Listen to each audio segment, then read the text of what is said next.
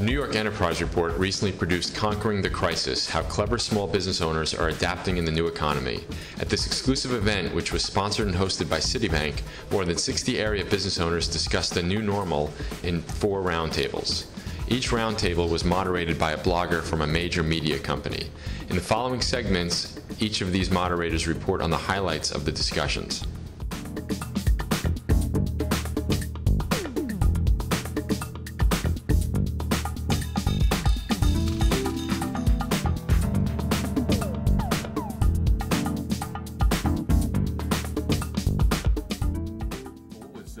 Surprising and really inspiring to me about our group. We had a terrific group with a great variety of companies, service companies, online companies, bricks and clicks companies, and with the year that we've had, I would have thought exactly what you said, Rob, which is that people would have had to let customer service go a bit, and I don't think really anyone in our group had done that to a significant degree. First of all, fewer than half had laid anyone off.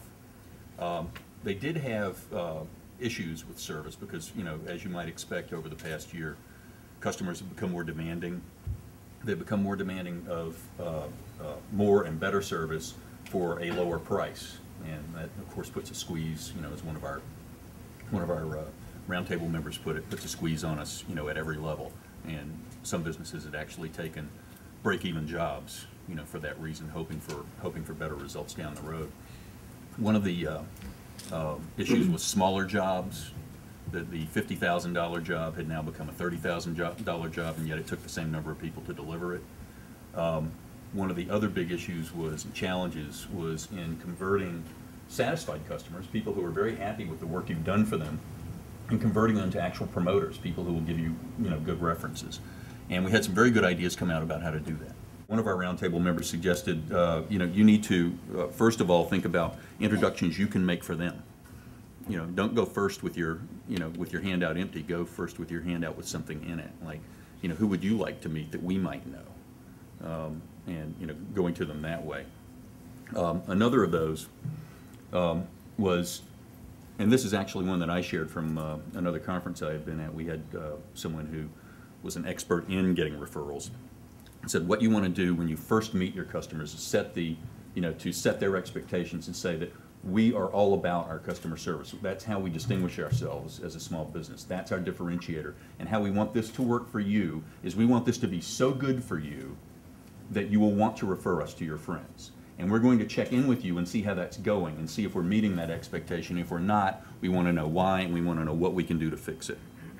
And I think that was one of the main takeaways a lot of people took away. Because I think all of us, and I have this personally, I think all of us are sometimes reluctant, even with a satisfied customer, to go and say, hey, could you mention me to some of your friends? And this is a way to have that conversation. As one of our roundtable members put it, you have to treat your employees the way you want them to treat your customers. And so hiring for attitude, came up. A number of our companies have ways of doing that.